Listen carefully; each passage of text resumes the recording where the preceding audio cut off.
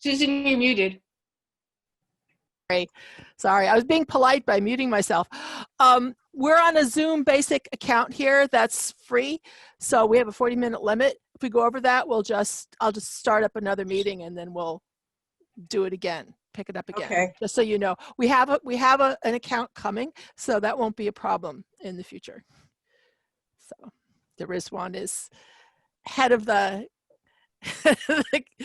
the account committee.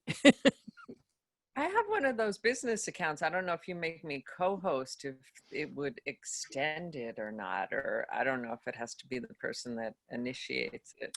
I don't know. Rizwan is doing it through a nonprofit group, so I think we're getting a discount on it. So we'll see how they do strategic partnerships, which is something that's really good. It's one of the missions of the Cultural Council. Strategic cross-sector partnerships. Okay. May I just interject for a moment? You should get going. I see that there are about 4 people who said they were going to be here, whom I don't see. Penny Weinstein, Marianne Goldsmith, Wendy Weldon, and Berta Welch. Oh, Berta Wendy just came and Berta in. are here now. Oh, and Wendy is here too. Okay. Yeah, hi guys, sorry I'm late. No problem. So it's just Penny and Marianne, whom I don't see. And we are being recorded, so. Okay, great. Do you want me to start or? Yes. Okay. Yeah. So you all got the agenda. Yes. And I am going to call the meeting to order now. And I'm going to, did you all receive the minutes of the annual meeting in an email? Otherwise, I will read it. If you've all received it, I won't bother. Who just came in? That's Penny. Oh, Penny, okay.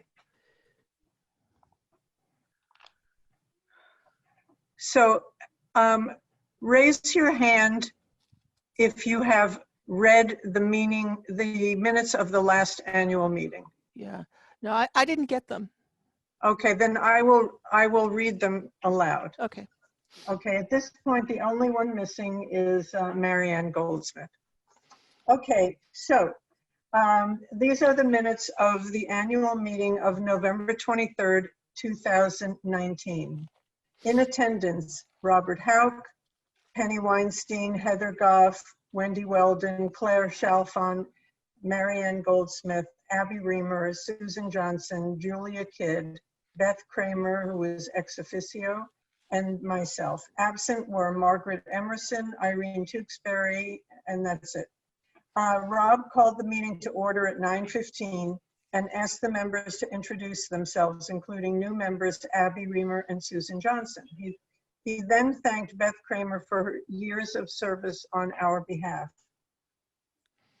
We then discussed the openings that needed to be filled in each of the towns. This was last year.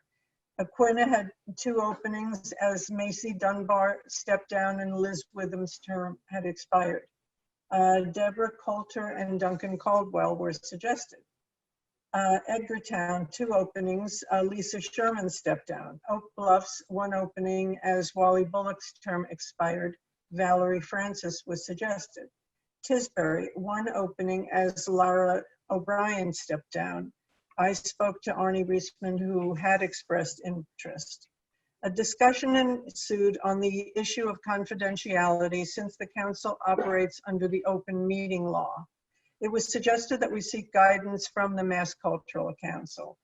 Rob reviewed the status of our officers. He agreed to serve as chair emeritus. We need to appoint a new chair as well as an auditor, an informal position held by Beth since the passing of Mark London, who had set up a spreadsheet system using a secret algorithm to make our voting easier. Beth is stepping down to pursue other interests. The other officers include Irene Tewksbury, treasurer, and Linda Vadosny, secretary. Irene will send the treasurer's report. Rob explained that we have been successful in getting the following towns to increase their contribution to our funds to $3,500. Chilmark, Edgartown, Tisbury, and West Tisbury. Aquina and Oak Bluffs each contribute $1,500. As Aquina has the smallest budget, we cannot expect an increase, but Oak Bluffs should be persuaded to increase their commitment since grants to residents of Oak Bluffs far exceed $1,500. A discussion ensued on the strategy of convincing the selectmen to do so. Rob will speak to the Rotary Club on December 11th to inform them of our good work. I offered to join him. I also agreed to be the liaison to the West Tisbury Town government. A discussion ensued regarding our annual reception that honors past grant recipients. It was agreed that we should continue to have the reception in the spring at Pathways. This time the focus on grantees from 2 Down Island towns. Heather Goff suggested that we pay them, meaning Pathways, a fee for all the services they provide us. We must ask them for a date that does not coincide with the April school vacation. Wendy Weldon will chair the reception committee. Last year's members included Rob, Nikki Patton, Heather, Wally Bullock, Wendy, Claire Chalfant, and myself. We will ask Nicole Cabot to cater it again. Full disclosure, my daughter is Nicole Cabot. Rob explained that grantees have 1 year to complete their project as they may ask for an extension. The funds granted to those who do not meet the deadline are then carried over to the following year. A request from Harriet Bernstein was made to extend her grant for a couple of months. Wendy made a motion that we extend it to March 31st, 2020. The motion was seconded by Heather Goff. The motion was unanimously carried. By the way, she did fulfill the requirement. A discussion ensued on suggested changes in our review process. Should we put a cap on the amount that we allot to grantees? We should discuss in the future how small an audience is significant. Is the budget realistic? Should backup material be provided by all applicants?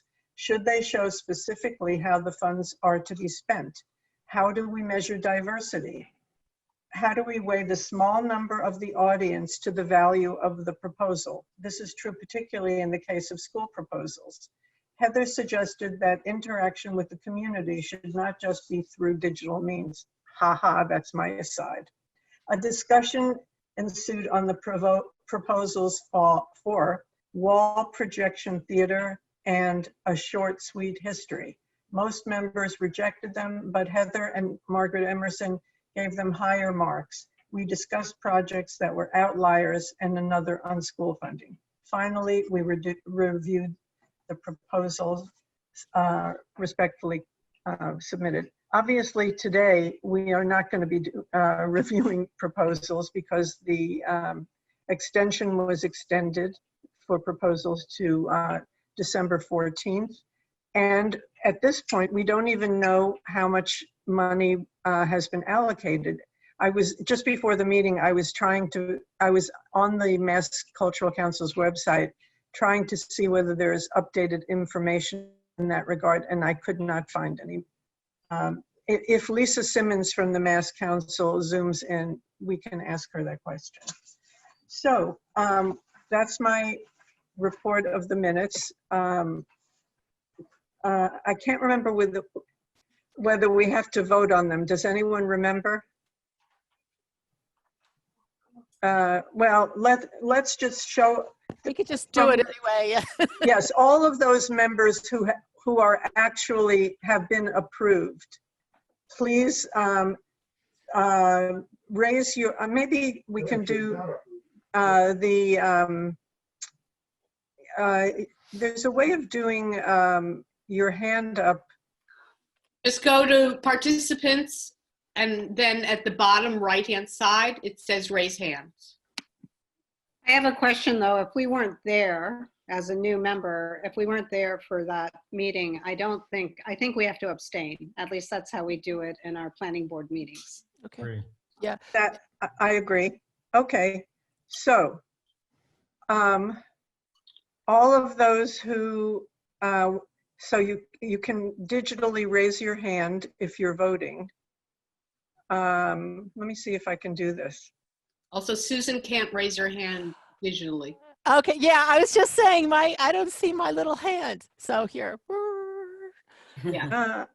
I don't see a hand, and I wasn't at the meeting, even though I was a member, so I'm confused on whether I can vote. All right, well, I voted and I see that Abby and Julia Kidd voted. You can see a blue hand. Yeah. I see. Wendy, have you voted? Well, I'm trying to figure out how to do it. I see my name.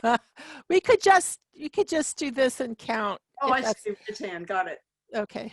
Okay, and Motion for approval, and then a second, Rizwan wrote, that's how we also do it with the Martha's Vineyard Library Association, so I think you really only need 2, and you've Okay, got super. 4, so I'd say it was done. okay, great. All right.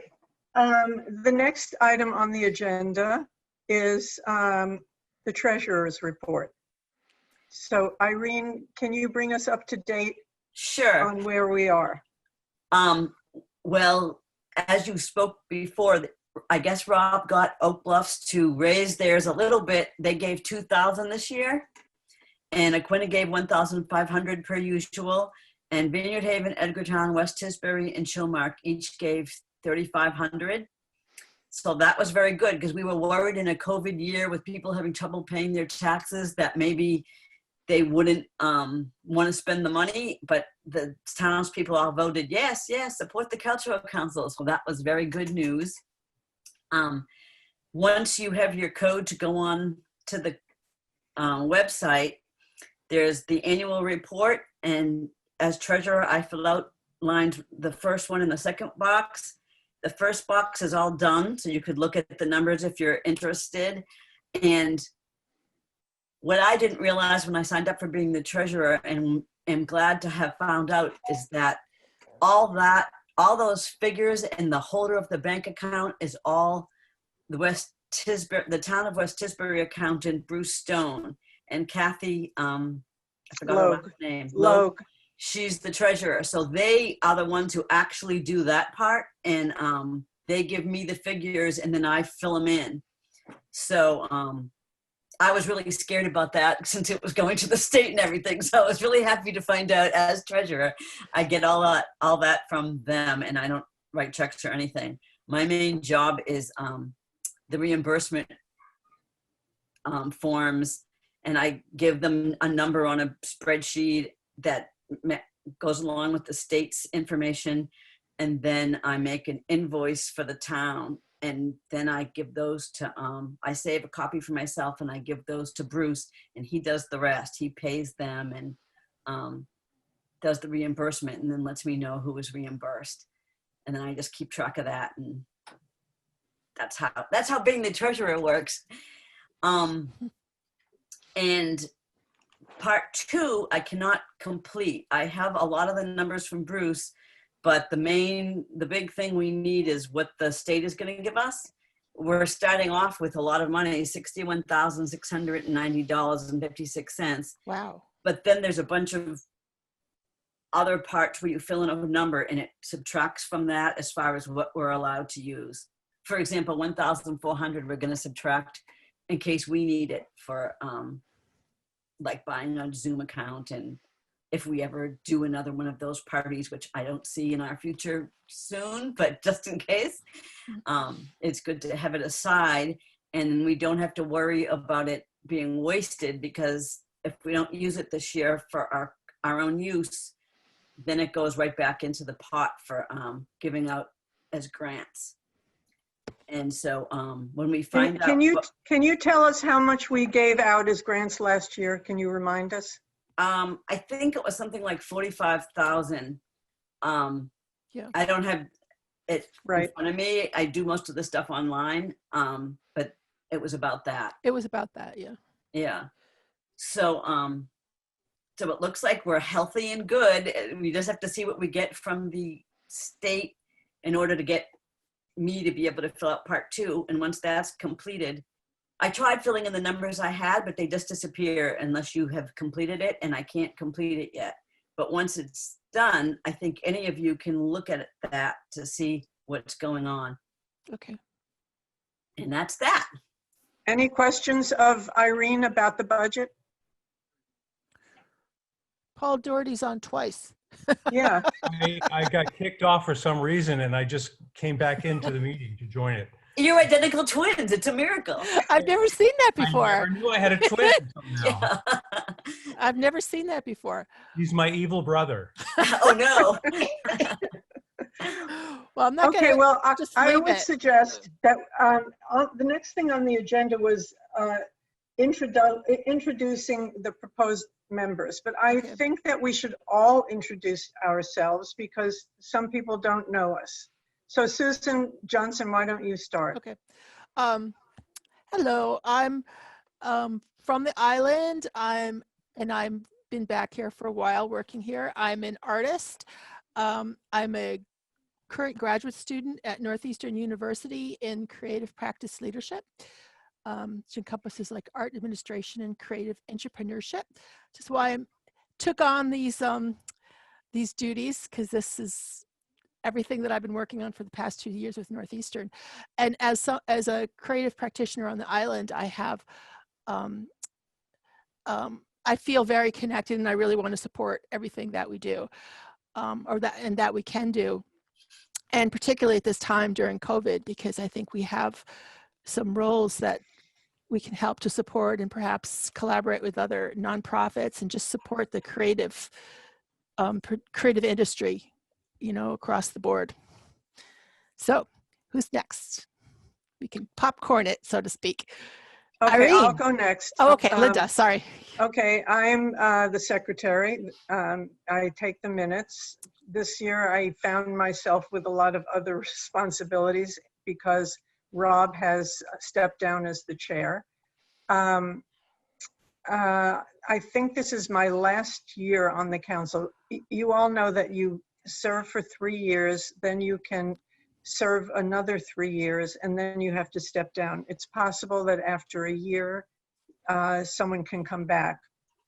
In my career, I worked in arts administration primarily, and I'll leave it at there. Why don't we go on to Stephanie Danforth? You have to unmute yourself, Stephanie. Yep. Hi, I'm Stephanie Danforth. I live in Shellmark. I'm actually an artist on the island. Sometimes I am, sometimes I'm not. This is my first time serving. So thank you for having me. I look forward to seeing what you guys do, what we all do. Paul. Can you hear me? Yes. Okay. My name is Paul Doherty. I graduated of the University of Massachusetts in Amherst with a pre-law political science degree, but became a professional actor as soon as I graduated. Have lived in Los Angeles and New York. Came to the island about 7 years ago after a diagnosis of a terminal tumor in my head that turned out not to be. Came here full time, and just before I was here in Connecticut, I was on a board called ASAP, which is After School Arts Program, and I was the director of the summer grant program that allowed juniors to go off to colleges during the summer to study intensely in their interest in the arts. And I had to do all the fundraising for that and read all the applications, which sometimes were 70 to 100. So this is something I think I can do well. I have a house in West Disbury, but I'm in Aquina right now, so I could lose anytime. There's such terrible cell service out here. But I'm looking forward to this. And thank you, Linda, for suggesting that I join this. Great. Okay, Abby, you're next. Unmute yourself. Hi, I'm Abby. I swear after all of this is over, I'm getting a t-shirt that says, "You're on mute." Anyway, hold on just 1 second, I'm sorry. Anyway, I'm Abby. This is my second year on the council. I've been on the island. I'm now going into my 4th year as a permanent full-time resident. Come from New York in the arts and education world. Here on the island, I wear many hats, but mostly what I do is I write for the Times, I edit books, I work with people on their websites, and other sorts of freelance projects as they come. So. Thank you. Susan Shea, unmute yourself.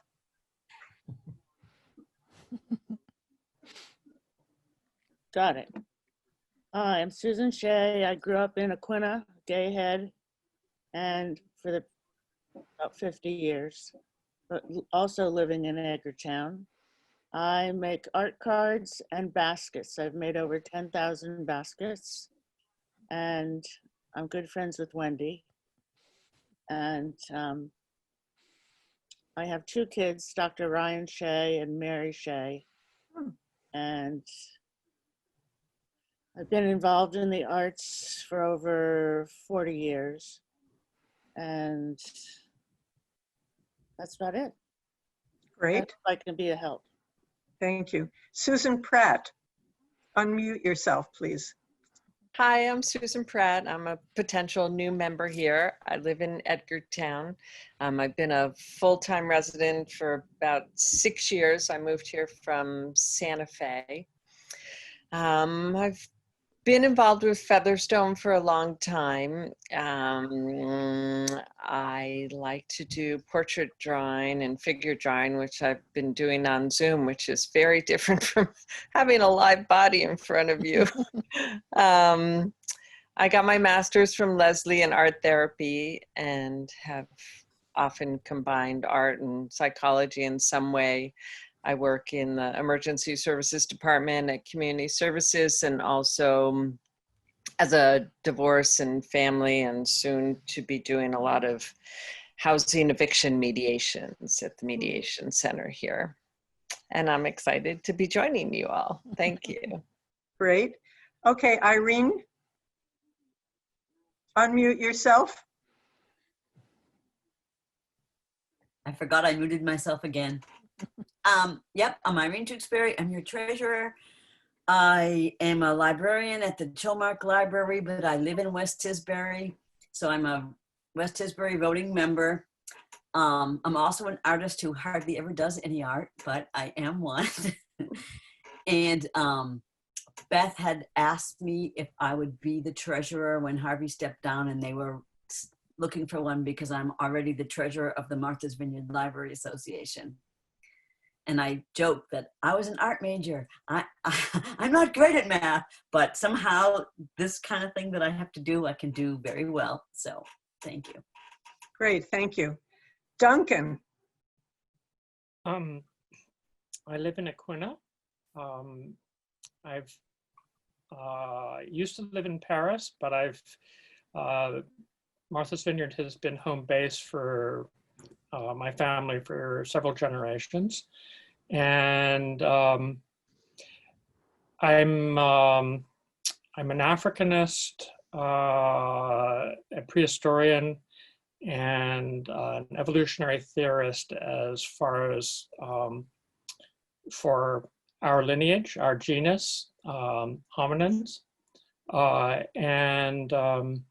So I used, before COVID, I used to teach in a doctoral module at the Musée de l'Homme in Paris.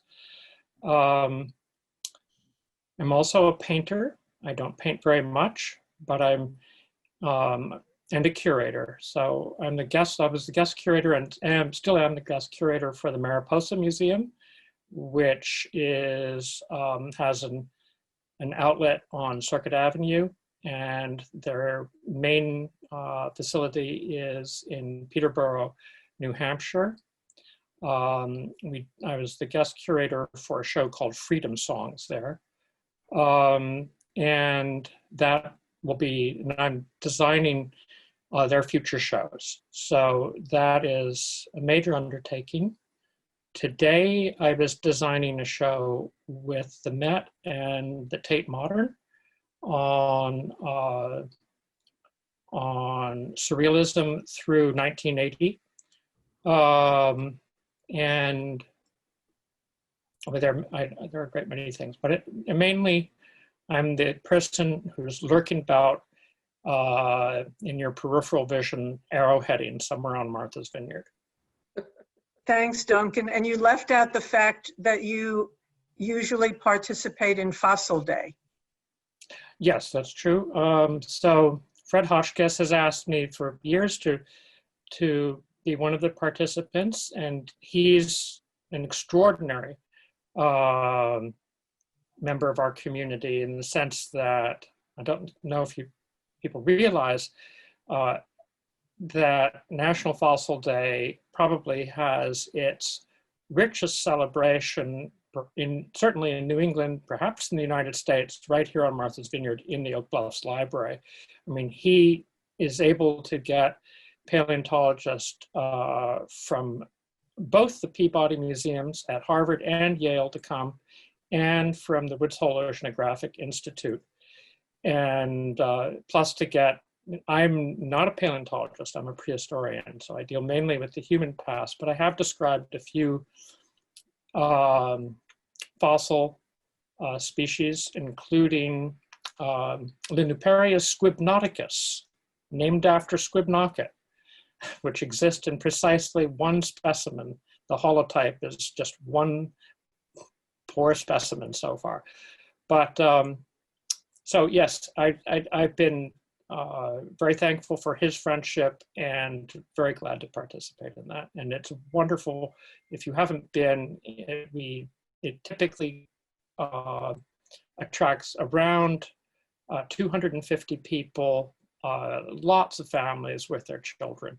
And we do our very best to infect them with something positive, which is a love of the deep past. Thank you. And we have supported the Fossil Day for years, as far as I can remember. So the next time it comes up, you will have to recuse yourself from that proposal. I'll recuse myself down deeply into the soil. Thanks. Okay, Julia. Hi, I'm Julia Kidd. Am I unmuted? Can you hear me? Yes. Okay, good. I'm a Tisbury resident. This is my 3rd year on the committee. I have a couple different identities. One, I'm a social worker. Have a MSW from NYU, and I work as a psychotherapist locally in private practice. And I'm also an artist, mostly conceptual work, but lately my practice is in writing.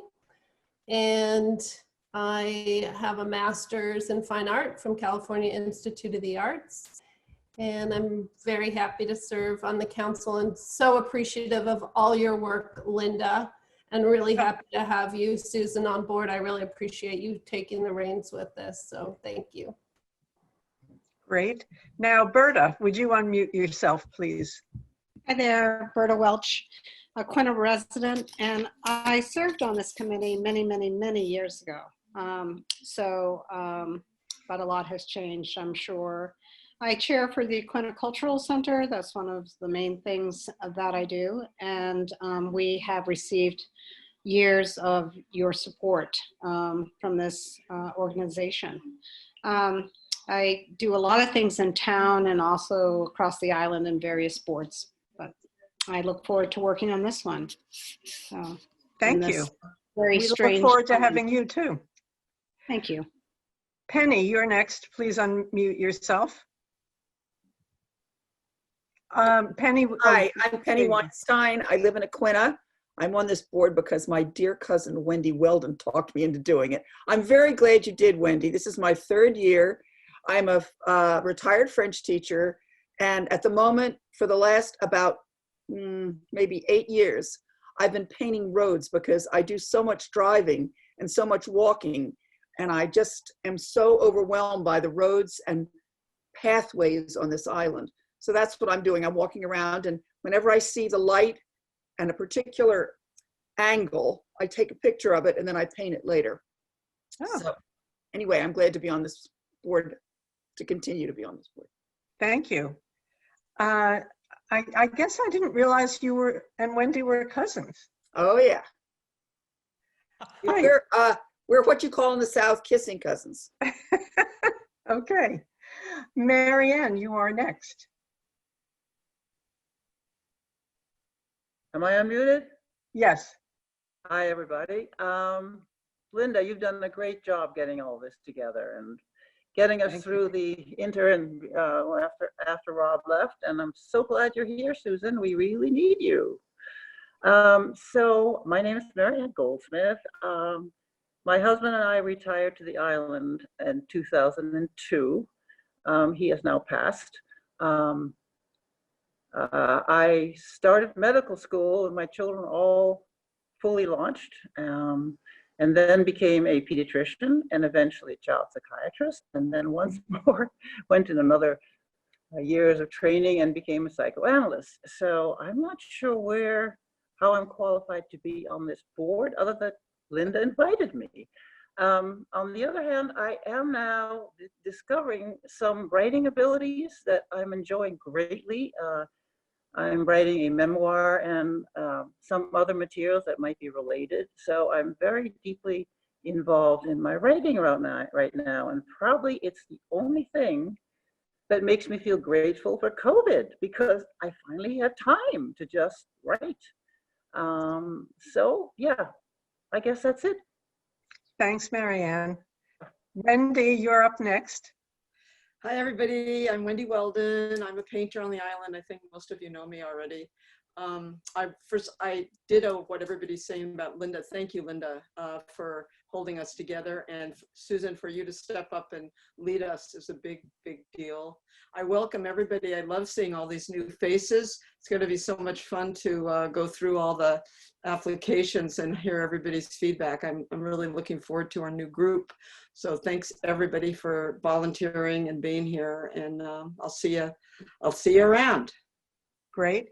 We're going to skip Paul's evil twin and go to Rizwan. Rizwan, I don't know whether you remember me at the museum, but I am a docent at the Martha's Vineyard Museum.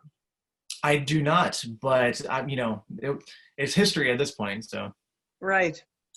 Hi everyone, my name is Rizwan. I am currently the Reference and Technology Librarian at the Edgartown Library. I'm here though as one of the potential Oak Bluffs representatives.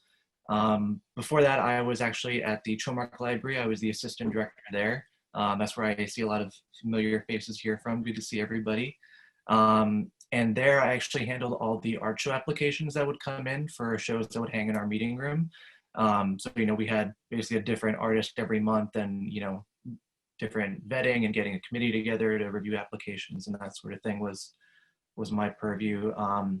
Aside from libraries, which I have, connections to various ones on the Vineyard, my background is in education as well. I got my master's in education, and at Chomark, I was a youth services librarian. So libraries in general, you work with all different kinds of people, different ages and everything. And in those different capacities, working with different groups, I've been able to enjoy a lot of this council's work. And so I'm really excited to be a part of this side of things and help more great programs continue. Great. And what did you do at the Martha's Vineyard Museum? So the whole linchpin of my wife and I coming to the Vineyard was me finding a year-round position in January. And so I got on the MV Times and looked at the classifieds, and I saw that they were hiring basically like an administrative coordinator. So I did some website work. I also did other administrative and office duties as well there.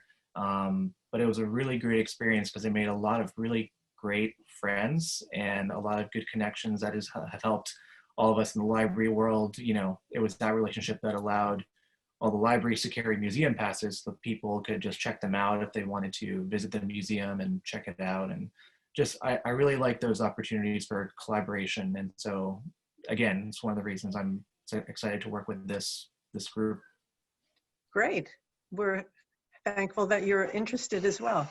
So do we have to actually vote our new members in, or is it just because they were voted by their town councils? I don't remember the rules on this. Does anyone know? No.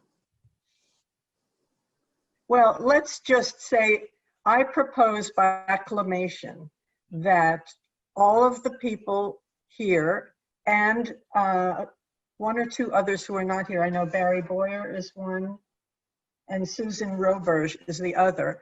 I would propose that by acclamation, we accept them onto the Martha's Vineyard Cultural Council. Do I hear a second to my motion? Second. Great. All in favor, say, raise your hand. Okay, done. You're all on the council now. Yay. So at this point, I am going to pass the baton on to our new chair, who has thankfully volunteered, Susan Johnson. I think you have to vote me in though, don't you? Oh, I think you're right. Okay. Okay. I'm making a motion that we vote in Susan Johnson as our new chair. All in favor, raise your hand. Aye. Aye. Aye. Thank you. Okay, take it away. We love you, Susan. Thank you. Glad to be here.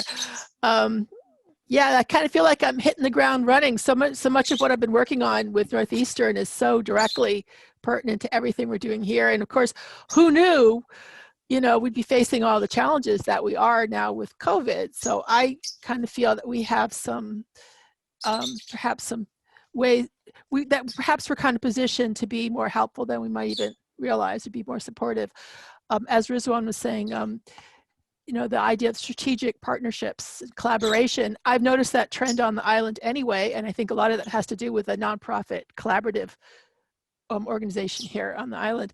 But I think that's also a trend that will continue as we share resources and communicate, and the arts certainly have a role to play in all of that. So I apologize ahead of time if I get everybody homework or anything. I won't do that. Nothing required. I do recommend that everybody check out the the Massachusetts Cultural Council website for all the resources for members and also for councils in particular. They have things like PR and advocacy, community output, community input, things like that. We have a lot of work to do in a short period of time. We're sort of caught up by the deadline, and then with all the changes, and then with the COVID and everything. Because I think the deadline for the applications is the 15th. So I apologize ahead of time for that. We didn't know. And like I said, I'll be learning, how all this goes, but I'll really immerse myself with it. And also, I think Lisa Simmons will be a good resource to help guide us through to make sure that we get everything done on time. Usually we have a meeting with the public. That's an informational meeting about the application process. I think it's possibly a presentation that combines the community input requirement that's actually required by the state, that we put out surveys and solicit input from the community so that we revise our priorities every year. If you look at our profile page on the local council page and and the Martha's Vineyard and the Massachusetts Cultural Council, you'll see all the info that we have to revise and put up. We're required to revise our priorities every year, and that's supposed to be guided by the community input. So they have one of the toolkits is on that with surveys and presentation suggestions. So that's one thing that we have to decide and work on and get that rolling pretty quick. But first and foremost, we have to put out information so people know how to do the applications and that we solicit the applications. Linda, do we have any applications so far? Has anybody been putting them in? Because when I looked, I saw the thing that we usually accessed for being able to do the votes, but I didn't know if that was something that was processed through what came through. I had an email from the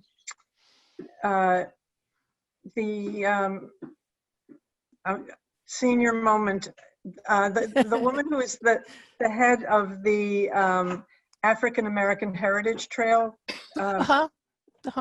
Elaine Weintraub. Thank you, yes. Yep.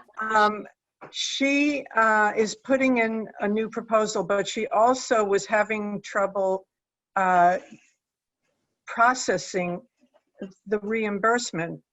And so I suggested that she contact Lisa Simmons. And this was a few days ago, so I don't know whether she did that or not, or whether she's had success. I was hoping Lisa would be here to answer that question. Yeah. If she doesn't, I'll be talking to her soon.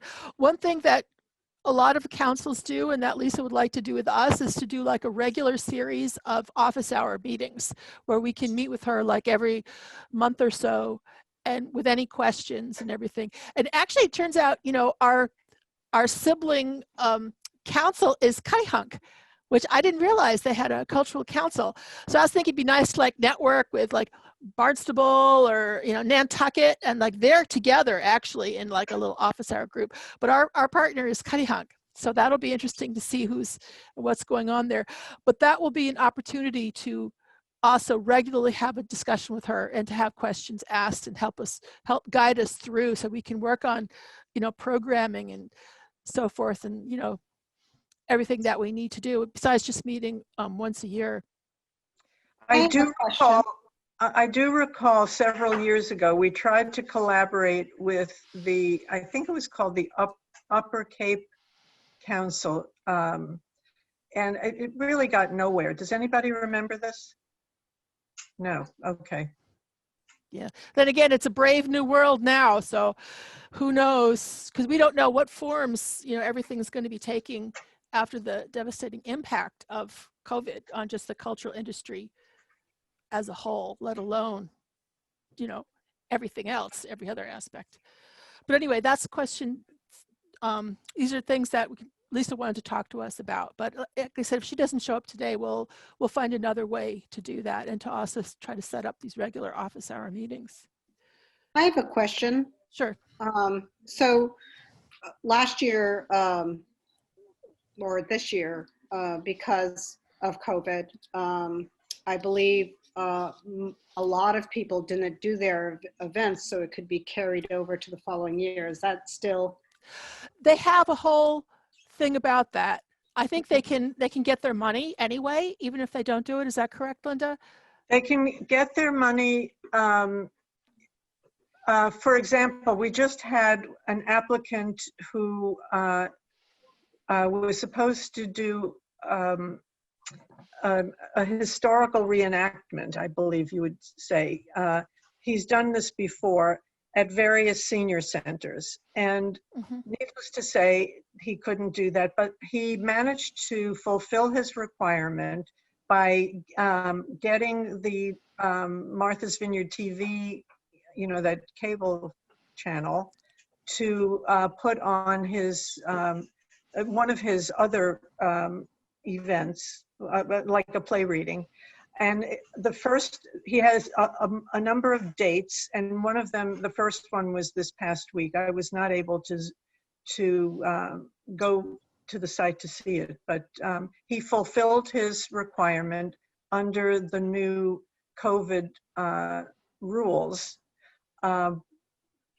So he will be able to ask for reimbursement. So Irene, you should be hearing from, I think his name is Steve Henderson. And this is a good example to talk about. There are certain people who apply from off island, and some of them year by year, to do a program. And we require anyone from off island to have a partner. Let's say, Berto, let's say somebody wanted to do a program at you know, the Aquinnah Cultural Center. They would have to have a letter of support from the Aquinnah Cultural Center saying that you've agreed to allow him or her to do a program. And we have done these kinds of programs since I've been on the council for the last 5 years. Yeah. So I'm assuming those kind of things will continue. There are some people who every year apply to probably every council in the Commonwealth. to do these programs. And sometimes they are chosen and sometimes not. In the case of Steve Henderson, I think it was a little over $200 that we allocated for him, which he will put in. I'll just add my 2 cents here. I've already processed Steve's request okay. and gave it to Bruce already. Rob used to put me on his emails whenever someone asked for an extension who already had a grant but just couldn't do it because of COVID. So there are a few people that we've extended the grant until June 21. And some of those people went ahead and did it online somehow for COVID, and then we're ready early. And so we've already processed their applications. Some people Can you tell us who those were? Do you remember offhand? No, but I have it on my spreadsheet if you want to know. I mean, I can't, if I put that up now, I'll get kicked off my Zoom. I don't know how to do it. Okay, maybe you can just send us a list. Yeah. Sure. Just for our own curiosity. And some of them are, you know, they have done it and some of them haven't. At the time, Rob was saying that if you extend your this year's grant until 21 of June, then you can't reapply now for the next 22 cycle. I don't know if that's going to change from the state or not, but right now that was what they were saying. We can get that information and we can make that available to everybody so that we know exactly. I was also curious about something. One thing that Lisa Simmons had written to us was that some people who were unable to fulfill their what they were going to do to get their grant, but they had already spent money on it maybe to get it prepared and then weren't able to do it, that we were supposed to be able to pay them anyway, said Lisa. But so far, nothing like that seems to be happening, at least what Rob sends to me to process. So I'm not sure if either people know that or if that was a suggestion from the state and we have to vote on whether we want to do that. No, I think they do. That's part of their things that they say as part of, because they have like a COVID relief policy programming and everything too throughout. So we can collect that information and we can put that on a information sheet. Not like detailed information about people, but we can put together the COVID impacts and what people are allowed to do and not to do, you know, how those things work, because they have that information, so we can collect that and we can post it. And we could also send it to everybody who hasn't got sent in the reimbursement form yet, so they know what's available to them. Yeah, as I was talking about later on our agenda is the social media presence. This is a resource for things like this is what I see us being able to use our Facebook page, and perhaps even like a I don't know if we can use our Massachusetts Cultural Council page or not to post additional resources for our members, you know, for our constituents, but we may be able to.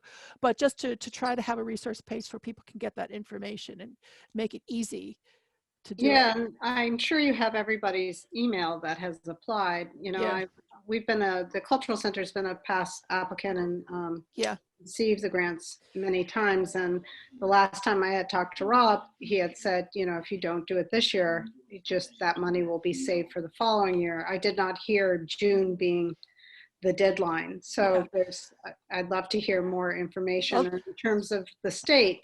They did give a $500 COVID sort of support relief. They went ahead with that. In talking with Lisa, it was because they didn't know what monies were coming for the following year, but they wanted to be able to give support for this past year. So. And for your organization as such, I think they particularly want to make sure that you get your funding. So I will ask and follow up specifically. Can I ask a question, please? I mean, there's a few of us that are new here. And so, I mean, it would be helpful for me if we had some idea of what the guidelines are, like the applications are due, you said December 15th. How long do we have to review the applications? When do we have a response due? I mean, Yeah. Do we all get together in Zoom reviewing all the applications? How many applications do you usually Yeah. have? Can we Yeah. get some background history? That would be Sure. great, I think, for new people. Sure. Actually, that's what I was trying to move us back to here as we talk about like a webinar, informational webinar for applications and for grants. One thing, like I said, do check out the Massachusetts Cultural Council website. They do have guidelines there. That's something, I have the PDF, I can send it out too. Things are a little different this year because of the COVID. Usually the deadline would be October 15th for applications. And then I think we process them. We have to have the grants by January, is that correct?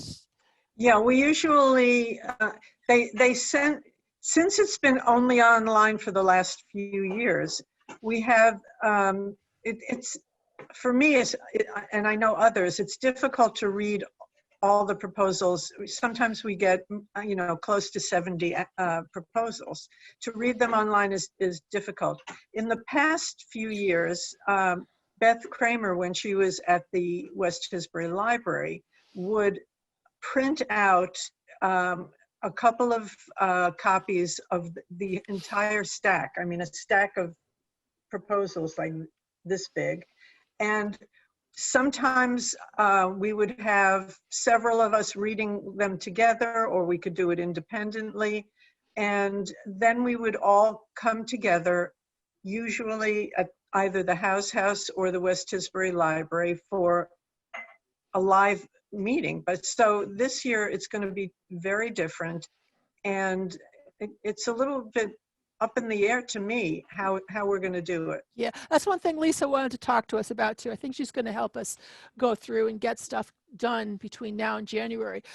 First and foremost, though, we've got to get information out to the public, and we have to solicit proposals because the deadline is the 15th. So we're like caught. Really Well, we short. did send out press releases. Thank you, Abby Yeah. and Irene, for helping with that, to distribute them. Yeah. Abby sent them to the local media, and Irene sent them to all the libraries. So people have had access to the proposals. Okay. Super. Yeah. So what I was thinking, instead of having the meeting, the public meeting that we usually have, we can post the webinar that the Massachusetts Cultural Council's put up. That's just instructions on how to fill out the applications for applicantees to go to the website and to do it. I can send a copy of that PDF around, like I said, or I can post it somewhere and people can access it. It's also on the Massachusetts website. We have to, and this is where Lisa, I guess, will help us, sometime between now then and early January, we have to have a meeting where we're going through the proposals and we decide. As Linda was saying, what we've done in the past is once the applications are processed, they're put into like a PDF file that's available on the Massachusetts, on our council page that we sign in and we download. Does everybody have the login for the? No. Okay, that's one thing we got to send to you too. Okay. And have all the new members taken the little test on the open meeting law that they give you? No. Okay. So we'll do that. What we should do is we'll send out instructions for that, and we can also set up another Zoom meeting for the new participants if you want to go through some of these things more carefully. I have questions, so I'll save it for that. Super. We'll set up a time to do that. That's probably like a really good way to do it. Because like I said, it's going to be a little different anyway. But yeah. So and that way maybe I'll have some information that I can put up or drop into the box and give to you directly. Yeah, I'll put together some of that information, like on the COVID and also the guidelines and things like that. Yeah, so what we would do is we would access that PDF file, download it at home. Rob and Beth would give us like a spreadsheet to write down our notes for it. So we read through the proposals at home, and you do the, and I guess Irene will talk about how we do the evaluation and just right after me. And then when we meet for our annual meeting, we would all bring our spreadsheets and our things, and then we would go through all the proposals and we would come to a consensus.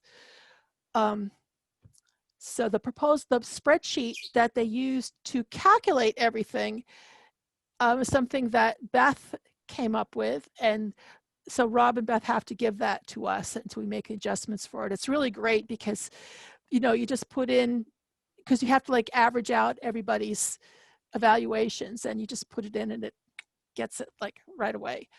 And it calculates the problem amounts. this year is we don't know how much money we're going to have. So, exactly. That's why Lisa has to work with us too. yeah. And what is our deadline for, so December 15th is our deadline for the applications. When do we have to get the information to the state about who we're awarding to? We actually have to do that before we know what the amount is. It's crazy. I don't understand how you can do that. Exactly. It's a little cuckoo. So we kind of apologize for all of that. And that's why Lisa is going to be a really good, or a really important resource. We're going to have to really be in communication with her as we maneuver all of that. So on the average, what is it? We get like 70 proposals per year. They cover the spread from individual artists to schools to senior centers, you know, cultural centers. Like a lot of you, I think, have been involved with them perhaps in one way or another. So you know kind of the range of what the Vineyard art and culture scene You is. can go onto the Mass Cultural Council website, go to the Martha's Vineyard page, and then there'll be a section on previous grant funding, and you can get an idea of what kinds of things we've funded in the past. We have to give them the login for that too. Can we give the login before they're officially appointed by the town? Has everybody been a couple of you have not yet been officially appointed? Is that okay? It's going to happen. You can go and see on the website what has been given for each area, town, whichever way. Is that what you're saying? Yeah, I thought you had to log in, but I guess if it's available. You don't have to have a special login. Anybody can look to see what is given in your area, or for that matter, across the state. Super. Okay. Okay. Does that answer some of your questions, Stephanie? Okay. And like I said, after this, I'll put out a thing, and we'll see about setting up a Zoom meeting for new members and anybody else who has questions. But there's no way that we're going to be able to look at this at physical pieces of paper. We're going to have to do this whole thing online. That's what I think. PDFs. That's what I think. Yeah. Though Linda, you said that Rob has a stack of applications and stuff for us. So are we actually going to be distributing paper applications? I don't know. He was supposed to call you. I guess he did not. No. Okay. Well, considering we've been going, or you know, certain towns are going into the red or have been stayed in the red. I don't really know what we can do about putting physical and collecting physical stuff. Yeah, I would say we should probably not count on doing any physical distribution of anything. Yeah. Okay, so that's what we'll get that cleaned up and get that Susan straightened out. Susan, just to answer Stephanie's questions a little bit, just an overview. Sure. After we receive all the applications, you read them through maybe a couple of times, but we have an evaluation sheet which will be distributed.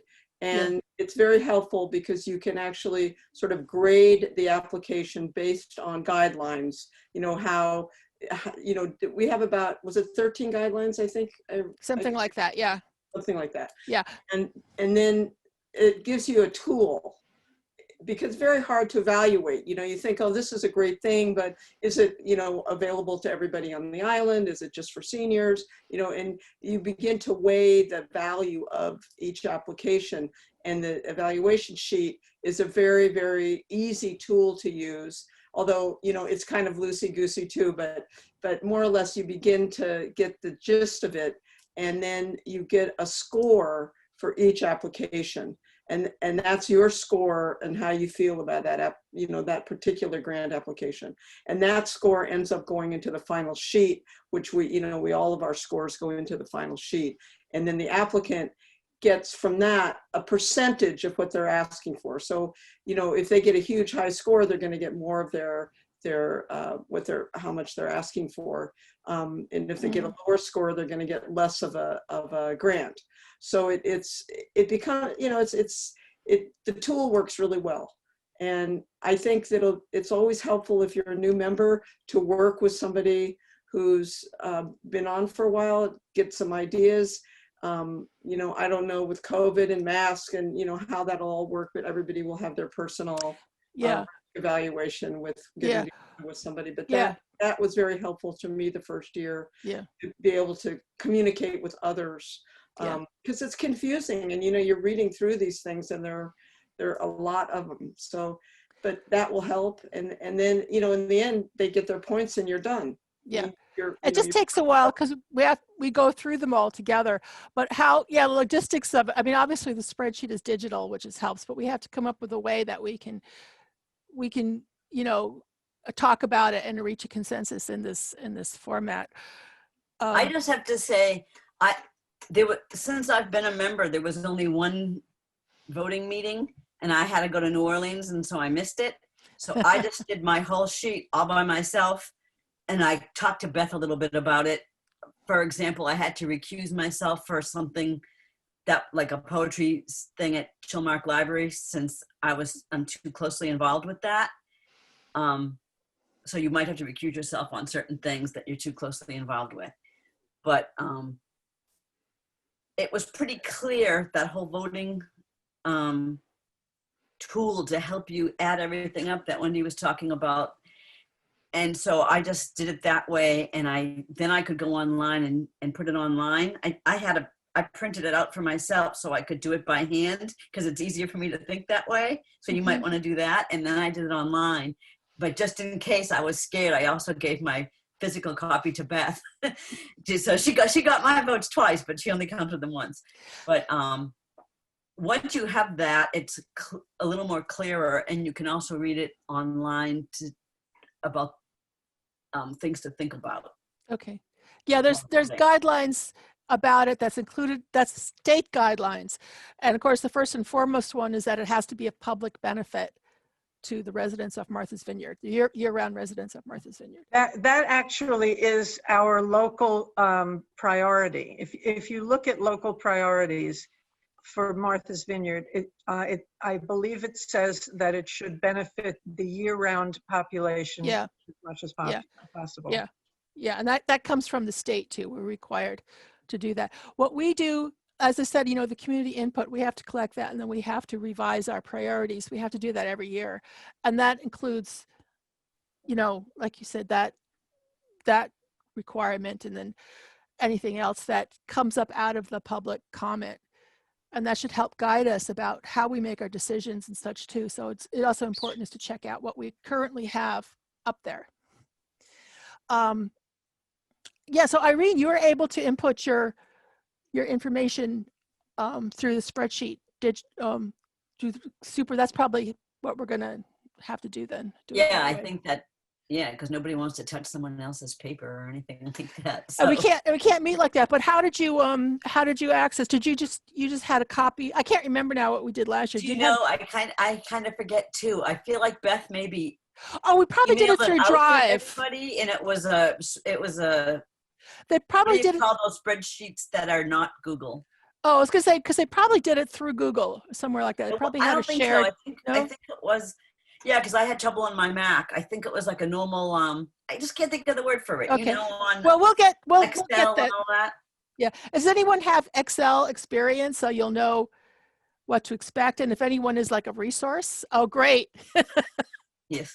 I'm more with Word than with Excel, so great. Susan, can you just clarify, is there going to be a meeting that is open to the public that they can attend about? Yes. Information? And is there a date? I was Yeah, well, this is an open meeting, by the way. We can't.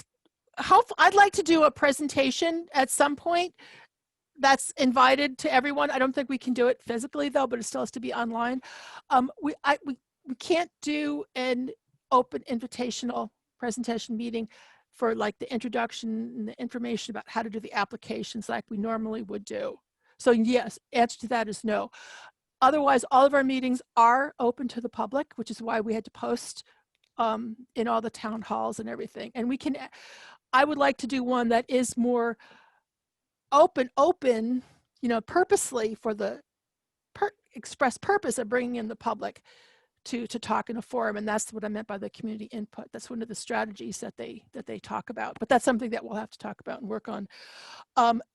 Before then, we have in place of the meeting, they have the Massachusetts Cultural Council has a QuickTime video on how to do the applications. It's all about information and everything. And I would like to post that and make that available to the public in lieu of the regular information meeting that we would have.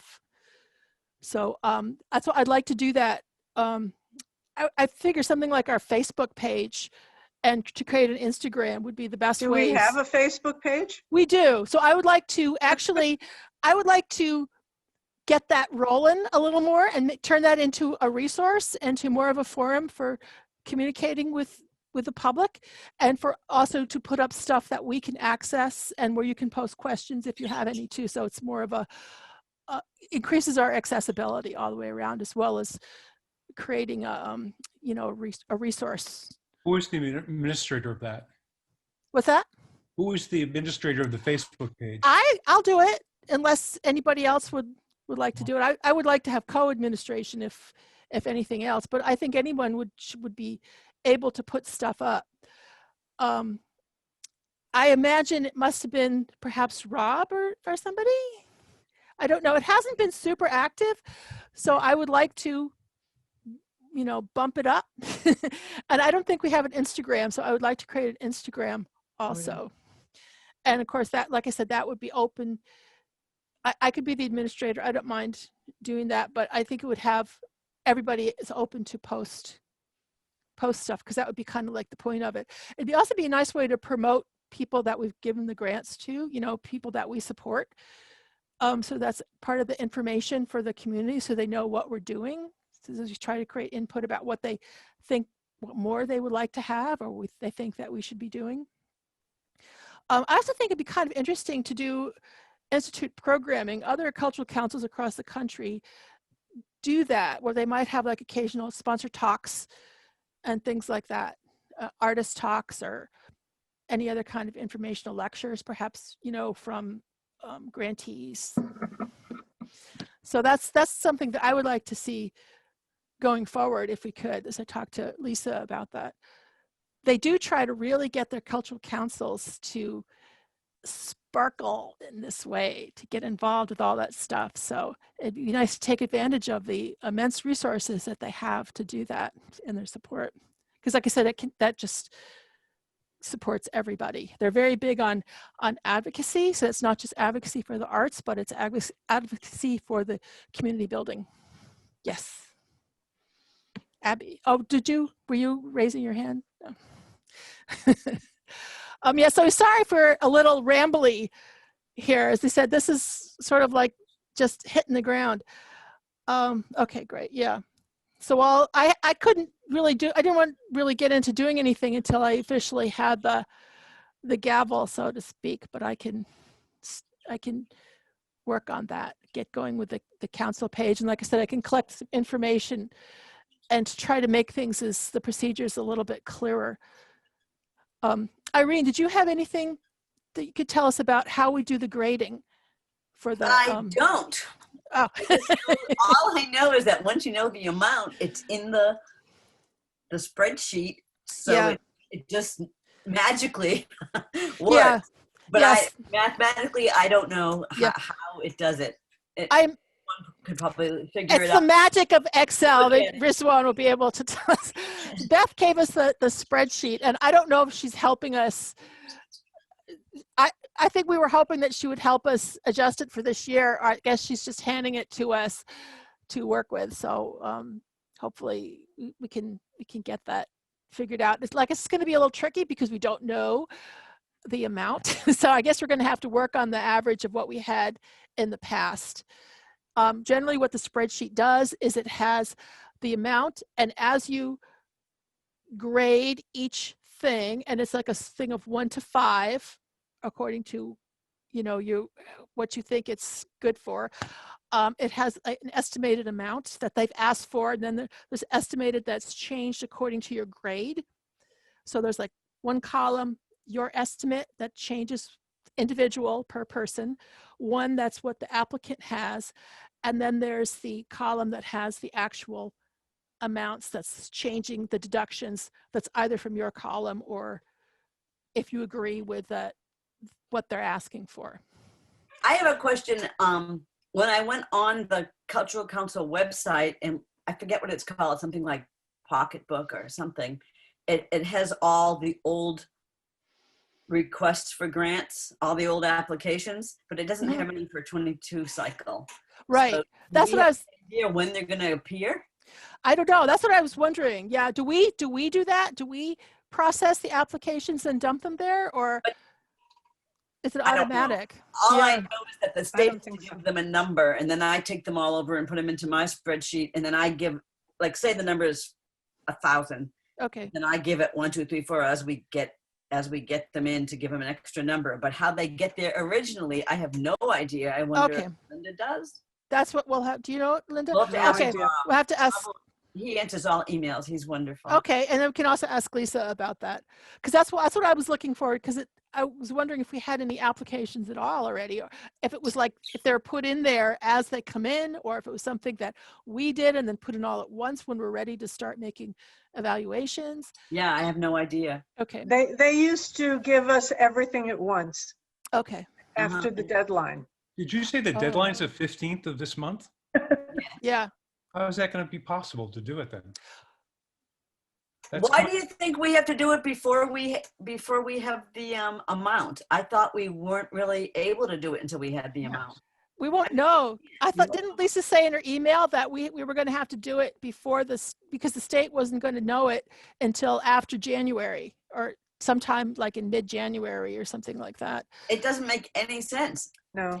I don't see how unless somebody can fix the spreadsheet so it gives percentages without a total. Yeah, or we work on the average from last year. That's what we have to ask her about and get that straight. The 15th is the deadline for receiving the applications. So we have longer to process that. And Lisa said that she would be going through the applications with us to help us get them out and get them done. With the old deadline, the usual one, we would notify folks by like January 1st, January 2nd, something like that, right? We send out letters. 31 or 30th, he'd send it. Okay. Letters would be dated. Yeah, something like that. And so obviously, I think they still, because of the budgets, they still have to work within that January timeframe, but it's not what it was before. And they may not even know. Well, clearly they don't know for the state budget. The other thing is that applications that have been rejected, the applicants have a few weeks or a month to question whether whether we want to change our opinion, by giving more information or whatever. I don't remember any case where we actually did that. Does anybody remember where they changed our minds? No. No. Generally, people could. And the other thing is, according to the open meeting law, even the meeting where we vote is open to the public. Ever since I've been on the council, not one person who is not on, a member of the council has come in to the meeting to watch us voting. So this year is so strange since we're going to be online. I don't know how it's Yeah. going to work. We're required to have an annual meeting, which is what this is here. So our Right. other meetings they're all open to the public, as Linda was saying.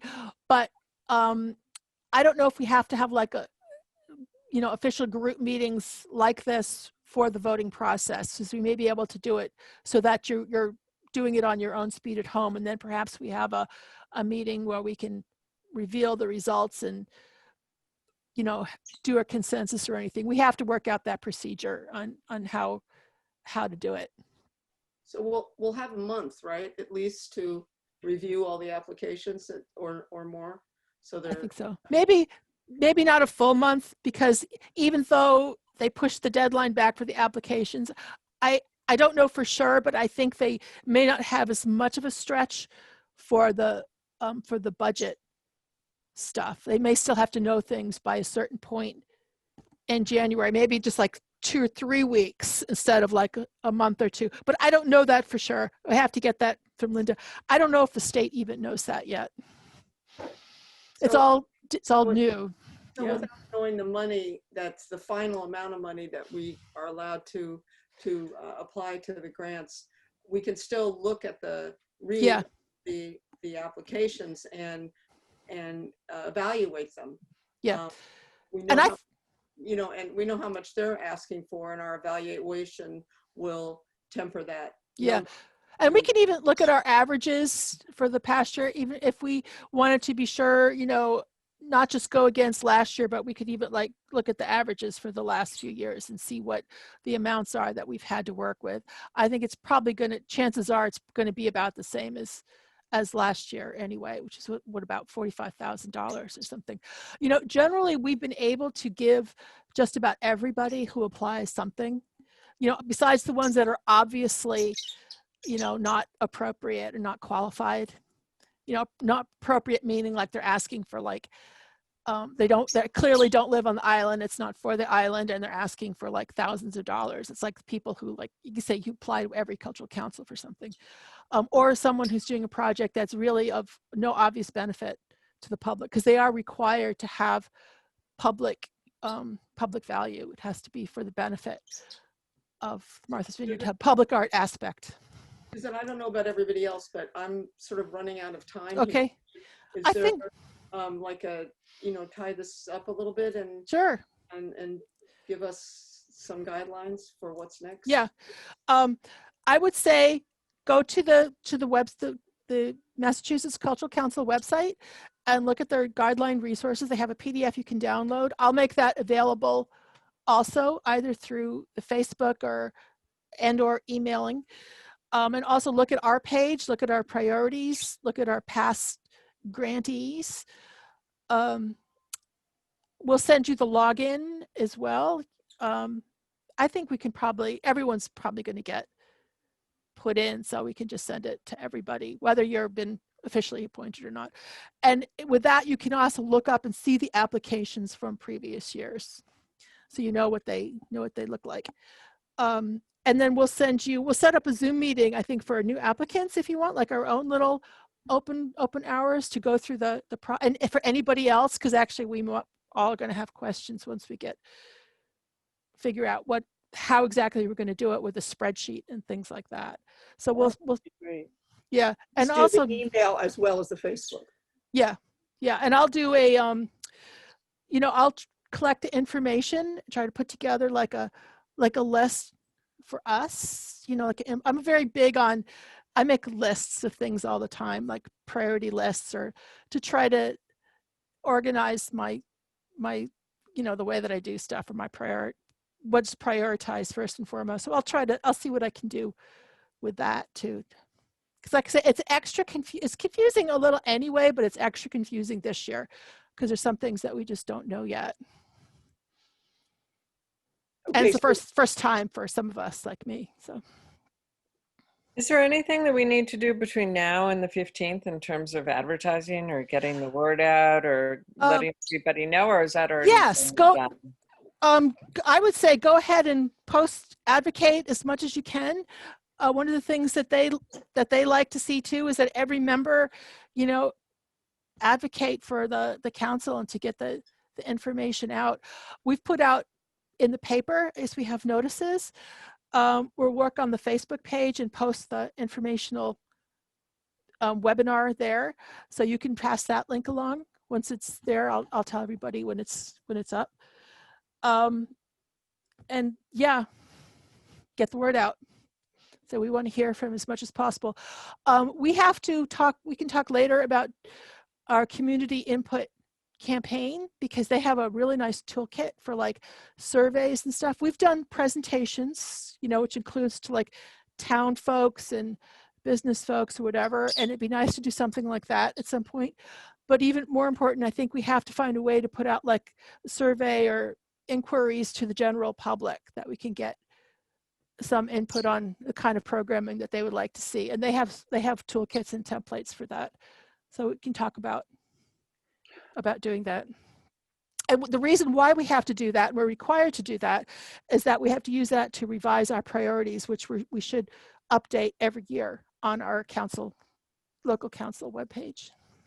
And that acts as a guideline for the proposals that we go through. So I would look at those priorities that we currently have posted as a way to get an idea of the kind of public art criteria standards that we're interested in.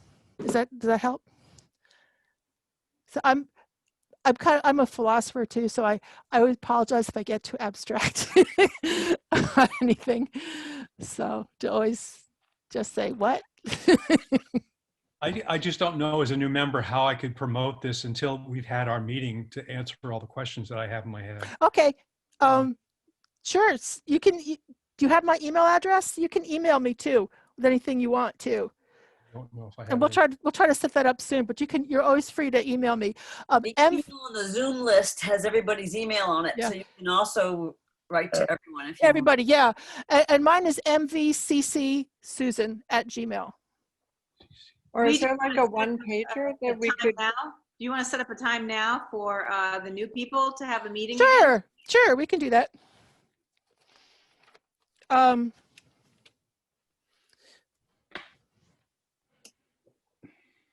What's a good, anybody throw out a time or a date? I'm available every day for the rest of the, indefinitely forever. I don't know. And those of us who aren't new, could we leave? I'm sorry, but I'm. Oh, yeah, absolutely, yeah. Okay, bye-bye. Bye. Bye. Evenings are good. What's evenings? Yep, that's good for me too.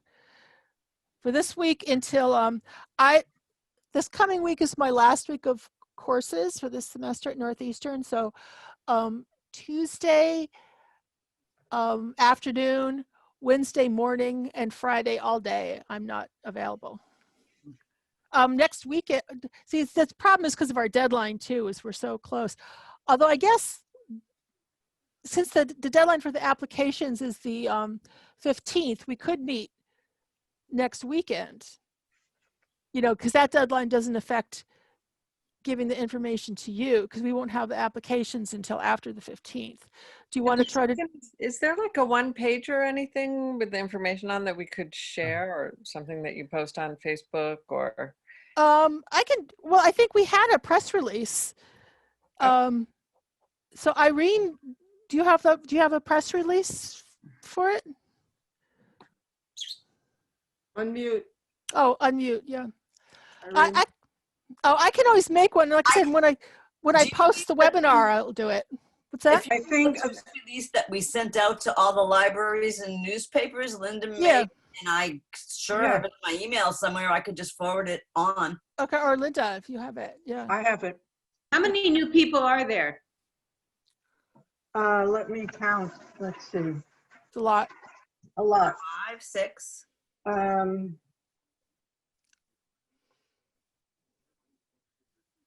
1, 2, 3, 4, 5, 6, 7, 8, 9. Oh, so 9 out of 18. Wow. So yeah. Do you want to do same time next week? I actually can't do next Saturday. I'm totally tied up. I usually don't do much, but I am tied up the whole day. Sunday. Sunday. Yeah, I can do it, but I prefer that we don't spend 2.5 hours. Yeah. No, this is the annual meeting, so, and I'll have more time to get, like, Are you stuff talking collected. about next week just for new members? Yeah, or anybody else. Can we do it at all on a weekday at all? Just because, is that possible to do it on a week, even an evening at 6 o'clock or something? I don't think it's going to take that long to do a Okay, meeting. sure, we can do that. I can't do, like I said, Friday. Well, I guess I could do Friday if I had to do that. Yeah, I guess I could do any night. My later class day is Wednesday, but that ends. Do you prefer to do it before dinner or after? After. A show of hands for after dinner. I tend to eat late though. A show of hands before dinner. I don't really care. Like a It depends on when dinner is. I'm talking, yeah, like sometime around 6 o'clock. Is that? Yeah, that's good. 5:36, something like that. Okay. That works for me. Yeah, that's usually when I'm cooking dinner, but that's okay. Oh, you're a good cook. Thank you. What day of the week? Any day.